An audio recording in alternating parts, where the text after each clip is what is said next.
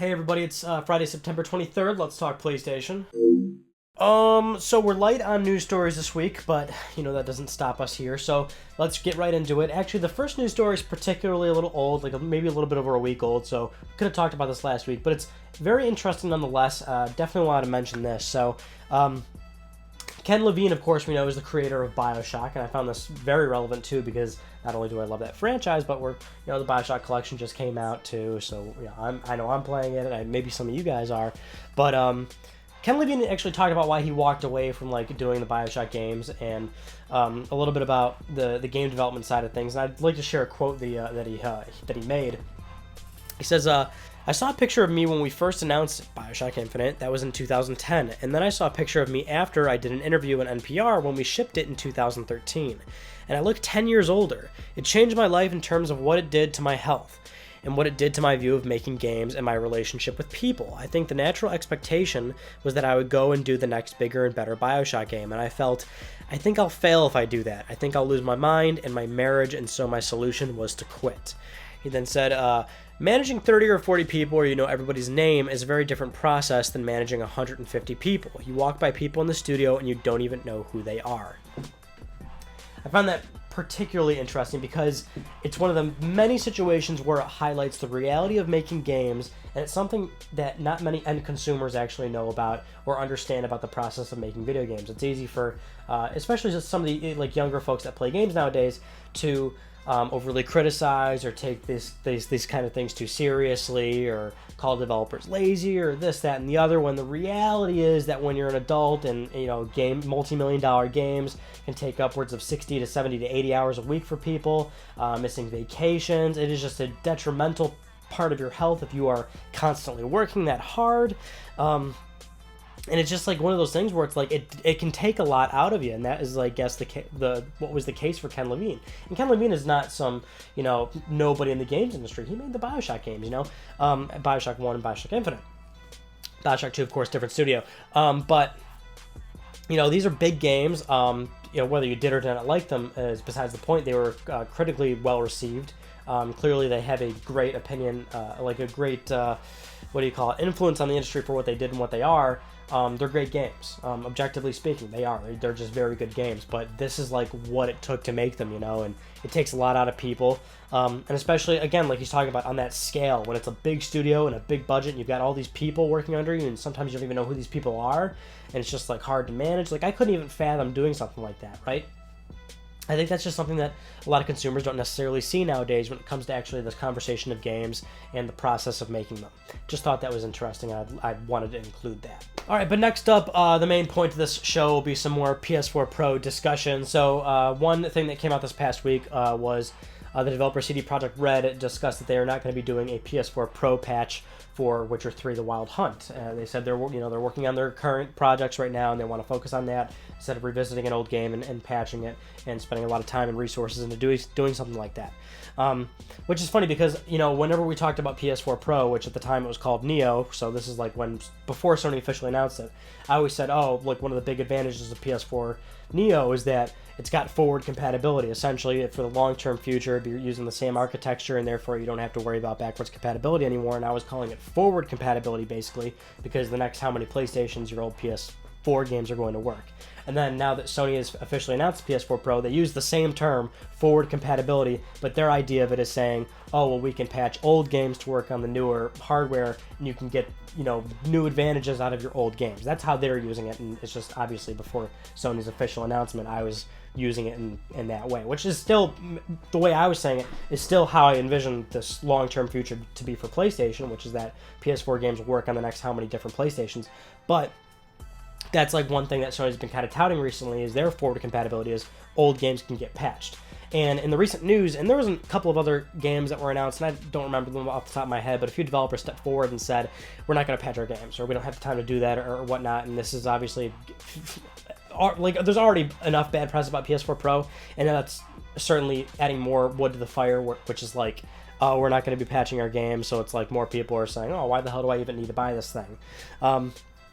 I guess the one thing I can say is, this is kind of akin to, when trophies came to PlayStation 3. Trophies came to PlayStation 3 in 2008. PS3 came out in 2006. There are a lot of games still in the PlayStation 3 library that do not have trophies. And even more so, Sony started to mandate trophies. I believe a few months or maybe like close to a year after trophies came out, that's when they started mandating it. So it was like if you make a PS3 game, it has to have trophies. But for a while, there was still a grace period where even though there was trophy support, Sony didn't require developers to do it. So there were a ton of games still in the PS3 library that don't actually have trophies. And looking back, actually a lot of developers did go back and add trophies to their games, so that's obviously a good thing. But it shows that it's tough for a lot of developers, I think, and publishers to justify going back and adding stuff to a game that they previously kind of just like said, okay, it's all said and done. Of course, it was like, if it was like, say, an online game, for example, like a game that had heavy online features, or it had a lot of like, post-release content or something, then trophies usually made a lot of sense because they were already actively still working on that game. That is usually what happened for a lot of games. Like Warhawk was an online-only game, and that game did end up getting trophies because that game had a lot of support after it was released, and that's the same thing with a few other PS3 games. But like sometimes games that were just static single-player experiences, or they just had all their content already released for the game, like all their DLC packs or something, it just doesn't make a whole lot of sense for the developer to go back and do it. So it's kind of like the same case here, which is disappointing, obviously. It would be great to have a lot of our old games to get patched for PS4 Pro, but that is the reality of it. A lot of developers just do not see it as a worthy venture, but that's, I guess that's kind of the greater point to PS4 Pro, which is that it's a moving forward kind of thing. So yeah, maybe you don't get a lot of patches for old games, but at the very least, Sony it will be mandating this. Come, I believe October was the cutoff. Once it's October, if you're releasing a PS4 game, it's got to have PS4 Pro support.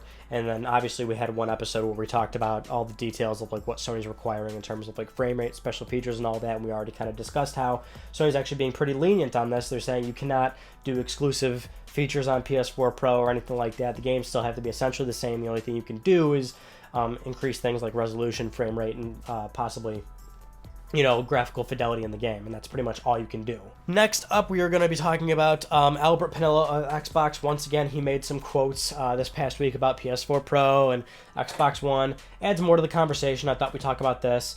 So he had this to say. He said, regarding how many teraflops are going with on Xbox One, he said, that's why we picked the number, and that's why we have the memory bandwidth we have. That's why we have the teraflops we have, because it's what we heard from developers that was required to achieve native 4K. And then Albert starts to talk about how Sony is doing their marketing and how Sony's marketing, 4K gaming, but realistically it's not true native 4K. And he was basically asked, is Sony kind of misleading consumers there? And then Albert said, I would actually say that if you go look at their marketing and look at what Sony said, they talk about checkboard rendering. They've been very open about it. I'm not accusing them of anything. They've been very open about the compromises around 4K. He goes on to say, regarding consumer understanding and things like that, and how people are going to view this. He says, this is going to be a fun thing for you and I to talk about in a year from now. It's really hard for me to predict what game developers are going to do, and you and I both know there will be people who will claim that with absolute certainty that the difference between 1080p and 900p is the most significant thing, and anybody who claims otherwise is blind. And there will be people who say they can't see a difference. Both people are right in their own minds, so predicting how developers will use the power and how different the games are going to look, it's hard for me to say right now, so it's probably worth us waiting to see. Now, it's funny. Albert is totally right. It's going to be interesting to see how this really kind of unfolds, because as we all know, when PS4 and Xbox One came out in the first few years that they were on the market, the conversation was always resolution. PS4 was the slightly more powerful box, and therefore always had a higher resolution on most games, and even most third-party games, it had a higher resolution. Xbox One had the lower resolution. And usually, in most cases, Xbox One, whether it was resolution or frame rate or something, usually performed slightly worse. Of course, there was never really a situation where one was significantly worse than the other, but certainly there was a frame rate difference, or there was a resolution difference, and that's going to be flipped when these mid-cycle consoles come out, and Xbox One will clearly be a leader in the hardware front. Microsoft's very clear on wanting to do native true 4K, and they're going to be, really pushing the limit here by adding the necessary power to do so, which is also going to make their box more expensive, and therefore that's going to have a whole other set of consequences to it for them being on the market. Who knows if it'll work out for them, but if we look at history, for example, history has shown that the most powerful box is not always the most successful box. Obviously, it worked for Sony's advantage this time around. I think in the long run for PlayStation 3, it finally helped them out. I mean, initially when PS3 came out, it certainly hurt them very, very badly. But, going with Blu-ray, the cell processor, and it ended up helping them, finally catch up. And that, of course, was also due to the fact that Sony finally got their shit together by lowering the price and getting a lot of their first-party developers to release some quality games for the hardware. So that obviously helps as well. But there are other instances where the most powerful box is not the one that leads the market. But there are instances, obviously, where it helps. It'll just be interesting to see where this kind of goes, because obviously Microsoft is in the position where they have not sold nearly as many PS4s as Sony, and they've not sold many Xbox Ones as Sony, mind you. But as we've mentioned a few times now, I don't think they're really concerned with that anymore. I don't think they're concerned with beating Sony's numbers or anything. They're just concerned with selling a lot of Xbox Ones. It's just still always a conversation because they are the two leading console manufacturers. Nintendo, of course, is in their own little bubble, and we'll be finding out what Nintendo's doing very soon. But as always, Nintendo's a bit of an outlier. They're not necessarily concerned with power or anything like that. They always kind of do their own thing. That's understandable. That's always been Nintendo's cachet, and that's in their DNA to do that. But it will be funny to see for sure, because now Sony's going to be in that position where they will have the lower resolution, because admittedly a lot of their games are not going to be native 4K because it does not have the power to do so. But at the same time, they absolutely will have a more affordable box compared to Microsoft. So, it's a catch-22 here, and it will be. I think the more interesting thing is how this is finally going to impact consumers. Obviously, they're getting a lot of bad press right now. I've still always felt that this was kind of the right thing to do, and certainly that's the problem now, is that you've got to tell consumers why this matters and why it's important and why this is kind of the right direction to go in. And it's the first time doing it, so obviously that's why it's bad right now. But we'll see. Once this hardware, the hardware launches, we'll see the consumer interest and obviously some sales numbers, and we'll see what people are saying and how they feel about it. Those are just some of the news stories I want to talk about with you guys this week. So we didn't really have many videos come out this past week. I was actually a little too busy, couldn't finish my PS4 Slim review. We did do the console size comparison video. Go check it out. Also, actually, Resistance, the Let's Play's done, so we're all good there. People have asked what the next Let's Play is. I actually have no fucking clue. I have literally zero idea. Didn't really think of it at all. So I guess we'll think about that for now. We'll probably take a week break from a Let's Play. So this coming week, we'll still have to do the noise test video and then the PS4 Slim review video, which, by the way, noise test, no big surprise there. PS4 Slim's actually marginally quieter than the current PS4 that kind of sounds like a jet engine when you are playing heavy intensive games like Uncharted 4.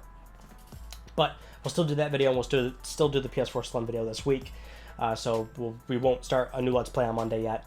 The following Monday is when we'll probably do it, so I guess for now, shoot me some suggestions or something, because I'm really not sure what we'll do. I think we will definitely do a Twitter poll or something, as always, to determine the next game once I have a few ideas of what we should play, and that's when we'll do the Twitter poll. So, as always, follow me on Twitter if you want to be a part of the Twitter poll, @MysticRyan, and that's how we'll get that all figured out and all settled in. And yeah, please definitely submit some games for us to do. Also, keep submitting Ryan on gaming topics. It's been a few weeks since we had one, but we'll get back to that soon in a few weeks, and everything will be all well and good. As always, just busy and stuff. You know how it is. I keep giving you the same excuses. Hopefully, you guys keep buying it. So that about does it for me. That concludes this week's episode of Let's Talk PlayStation. I'm Ryan Biniecki. Thank you all so much for talking with me. I'll see you guys next Friday.